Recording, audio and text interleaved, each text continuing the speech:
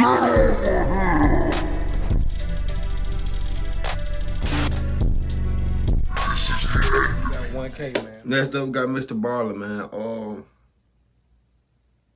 Yeah. Oh yeah, I want to address something else.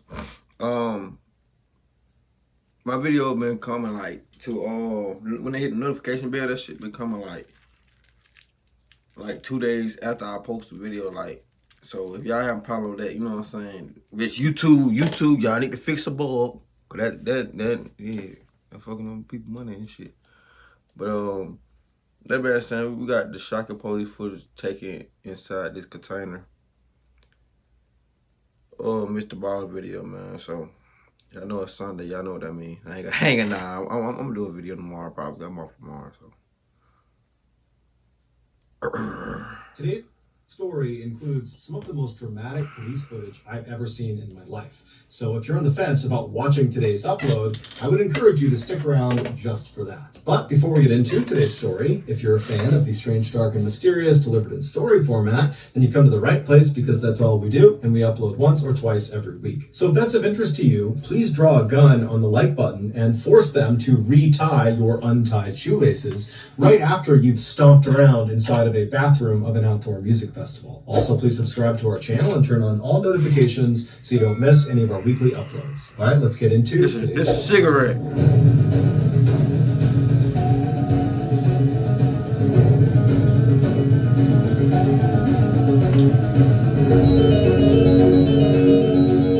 In 2015, 29-year-old Johnny Coxey and his wife, 25-year-old Megan Coxey, were living in a low-income section of Spartanburg, South Carolina. They both struggled mightily with drug addiction to the point where it was nearly impossible to get steady work, and so they often found themselves out on the streets begging for money. Their addictions also made it nearly impossible to be a good parent to their only child. And in fact, in December of that year, Child Protective Services stepped in and took their child away from them. And if that wasn't bad enough, almost immediately after their child was taken from them, both Megan and Johnny were arrested and thrown in jail for various offenses that were connected to their drug habits. So Johnny and Megan are at absolute rock bottom at this point as they're sitting in jail, but they were about to get a big break. After they both got out of jail, they were only in jail for a couple of days, Megan was contacted by a local, very successful real estate agent named Todd Colehep.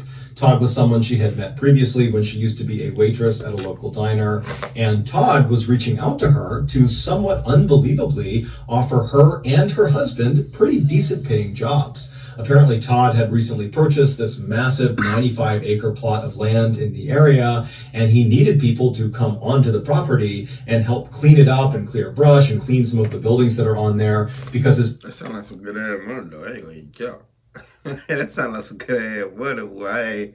I've seen plenty of situations like that, and they pay good as fuck. Plan was to further develop this property. And so he had been reaching out to other people in Spartanburg to see if they were interested, and Megan and her husband were two people he had contacted. And so, of course, Megan and Johnny say, yes, we would love to do this job. They were in desperate need of cash, and paying jobs did not come around very often. So on December 19th of that year, Megan spoke to her mother and told her about this job opportunity and where it was and what she'd be doing. And then she and Johnny made their way out to this property. And when they got there, they saw this huge chain link fence wrapped around what seemed like a massive forest. And this forest was the 95-acre plot of land that Todd owned. And so apparently at the center of this forest were a few buildings that Johnny and Megan would be responsible for cleaning. And so they made their way down the fence line until they found the break in the fence, and that led to an access road, and they began driving down it deep into the heart of this forest. 3 days later...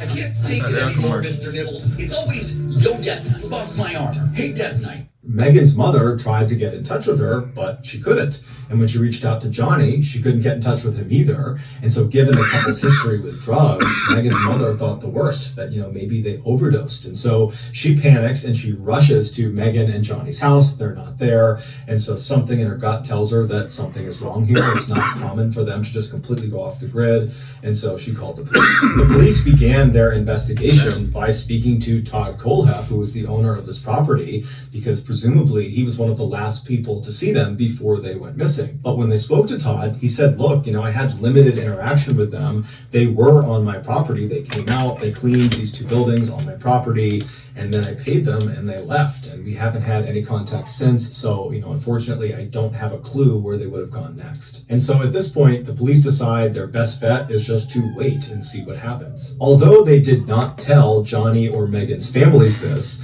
the police force did have a running suspicion that, it was possible, if not likely, that the couple had used the money from cleaning up this property to go buy drugs, and then they went on a drug binge, and they would either turn up in a couple of days. I want to say that because look like they were trying to get their life back together after they got out of jail.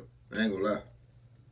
Cause most drug abusers don't try to find jobs literally after they get out of jail and trying to find work. They try to get back, back into that. Like they were trying to. I don't want to say that because like they were trying to get back on the right path.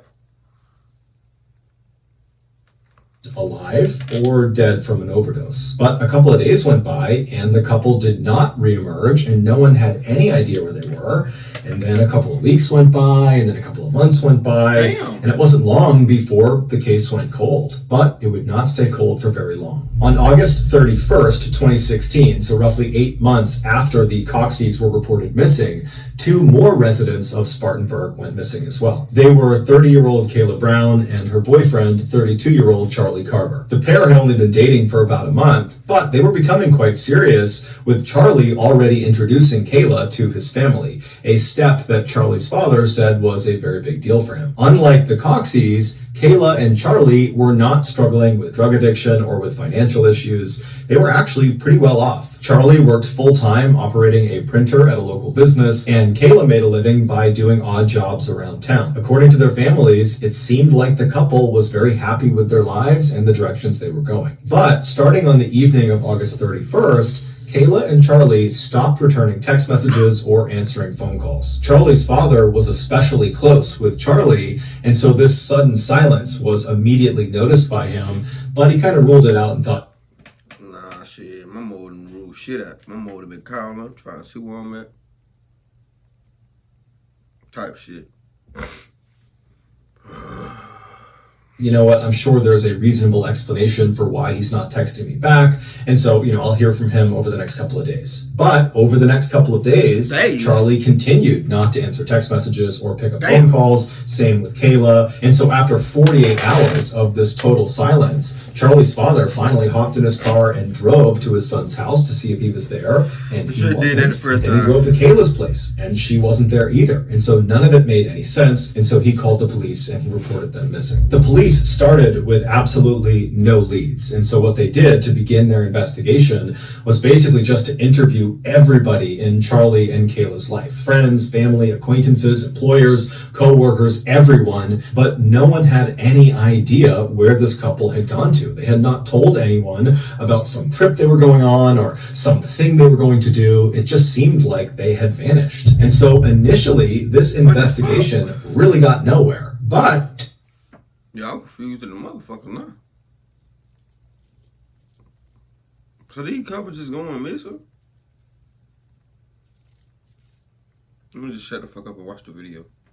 2 months after they had been reported missing, the police finally obtained a search warrant that would allow them to look at their respective cell phone records. And when they looked at Kayla's cell phone records, they were able to triangulate roughly where her last known location was, according to pings her cell phone was sending off to nearby cell phone towers. And they discovered her last known location, at least of her cell phone, was inside of the same 95-acre plot of land that the Coxies had been in before they went missing. And so immediately the police put in for a search warrant to go search this 95-acre property, and they sent a team actually out to the property, and they actually set up outside of that big fence and just waited for the search warrant to clear. And at the same time, another group of police officers went to Todd Colehep's house, which was actually in town about 20 minutes away from this property, to talk to him about why in the world Kayla's cell phone would would be pinging inside of his property. And so when the police arrive at his front doorstep, Todd is obviously caught off guard by suddenly there being all these police officers. Yeah. And he does understand very quickly how unbelievably suspicious it looks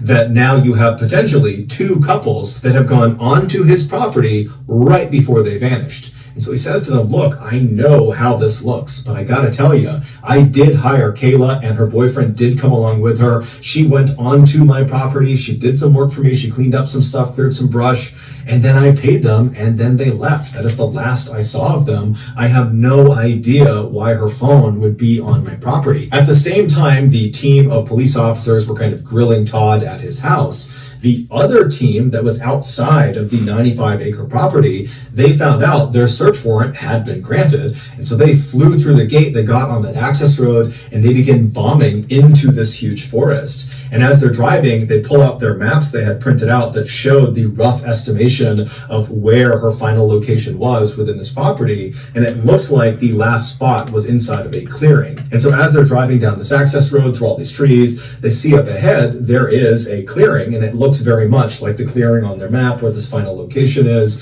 And when they pull into the clearing, off to the left side of the road are these two green buildings. The left building was like a shed, like something you might keep yard tools in, like lawnmowers and shovels and rakes, that kind of thing. And then right next to it on the right was this metal shipping container, and it had all these metal chains and 5 padlocks keeping it shut. Now, of course, the police are thinking, oh my goodness, is Kayla inside one of these? But I hope nobody went in there. 5 padlocks is crazy. You got to keep somebody, you got to do all that to keep somebody captive.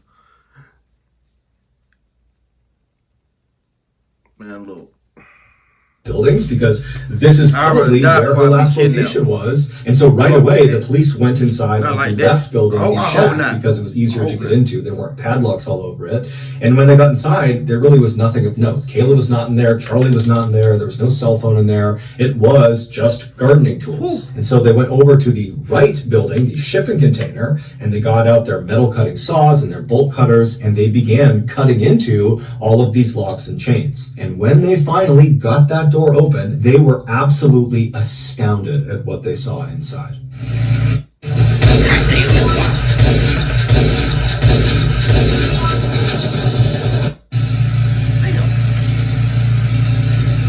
the real phone. That's the real video. Yes. Pull that one first. All right, let them get ready. Everybody ready? Come on. Got it. It's jammed in here.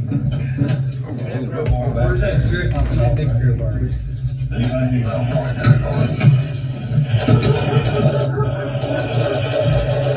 Yeah, that bitch locked.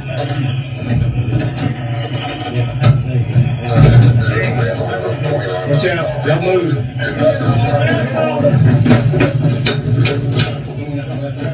got it. Watch out. Joey. Cheers, I need to be here. Back up here. Just one. Are you okay? Grab one. Go. You have any weapons? Go through, okay? What's your name? What's your name? Right here. Lauren. Gotcha. All right. Just a girl. Just a girl. How are you, honey? This is bolt cutters. This is our best. Here's the paramedics. Okay, we're gonna get you out of there. Okay. Just hang loose for me. Hey, I need a handcuff key. The police had just discovered Kayla. She was in rough shape, and she had a metal chain wrapped around her neck that was anchored to the wall, and she was handcuffed, but she was alive. And after they cut her free and got her out of the shipping container, she told them what happened. She said back on August 31st, 2016, so this was the same day that Charlie's father had realized his son was not responding to August 31st was just a couple days ago. his text messages, and when he was calling Kayla, she wasn't answering either. So on that day, Kayla says she was contacted by a friend of hers, Todd Colehep, and he told her that he was still looking for people to come out and help clean up the property because he was getting ready to develop it. And so Kayla, she was looking for work, and so she agreed to do it. I see what's going on. Job, Kayla would tell Charlie, and Charlie, just being a good boyfriend, said, you know what, I'll tag along with you, and I'll help you do this job. I won't ask Todd for any money. I'm just going to go and help you. And so Kayla was totally thrilled about this, And so later that day, she and Charlie, they made their way out to the 95-acre property. They reached that fence that kind of borders the entire property. They followed it until they hit that break in the fence. They hopped on the access road and they began driving into the heart of this very thick forest. And after driving for several minutes, they reached this clearing. And in this clearing, they see Todd up ahead on the left. He's smiling and waving at them. And he's standing in front of the shack and the metal shipping container. And so Charlie pulls the car in right in front of Todd. And then Charlie and Kayla, they get out. They walk up to Todd to, see what he needs, see what he wants them to do. And as soon as the couple is standing in front of Todd just casually pulls out a gun and shoots Charlie 3 times in the chest. And as soon as Charlie falls to the ground, Todd aims the gun at Kayla and says, if you... Come on, these folks came here looking for work because you talking about something. You finna get these folks some work. These folks ain't did none of you. And you gonna shoot this man 3 times in the chest? That's cold. That's crazy. I ain't gonna As the couple is standing in front That's why of you Todd, can't trust everybody. Todd just casually pulls out a gun and shoots Charlie 3 times in the chest. And as soon as Charlie falls to the ground, Todd aims the gun at Kayla and says, if you go anywhere, I will kill you and I will kill your family. And then he put the gun away, walked over to Charlie, and he wrapped him up in a blue tarp, and then he carried his lifeless body and dumped him in the nearby bucket of a tractor. And then Todd just walked back over to Kayla, who's witnessed this entire thing. She is so terrified she can't even move, and she's just staring at Todd. And Todd draws his gun again at her and orders her to go into the shipping container. So he brings her inside, he locks her up, and for 65 days, she would remain his prisoner. And over the course of those 65 days, Todd would once or twice a day come down and do whatever he wanted with her. And he told her at the outset that if she ever tried to resist him in any way and didn't do whatever he wanted with her, he would not only kill her, he would also kill her family. And so she couldn't even defend herself. She was tied up and shit. Man, it's so lying. Kayla very early on decided she would defend not herself, fight. man. She just kind of accepted that this was her life, that she would be horribly mistreated, and then probably at some point he would grow tired of her and kill her, but at least she would be sparing her family. And so when the police finally went into that shipping container, Kayla truly did not expect ever to be rescued. So when you watch that video, you need to understand that was someone who believed she was 100% going to die inside of that space. And so after Kayla tells the police officers this totally horrible and traumatic story, they immediately radio over to the other team of police officers that were still at Todd Coleheff's residence, still talking to him. Damn, I forgot about that. Hey, this is what Kayla just told us. Todd's reaction to this news was also captured on video. We have Kayla. We have Kayla in your property. She was locked in a container. Okay? She just told us that you shot and killed Charlie. Why did you shoot him? I didn't shoot anybody, sir. Okay, why did you lock her in a container in your property? I understand. She's on your property right now, locked in a container. She's saying you buried Charlie's body on that property.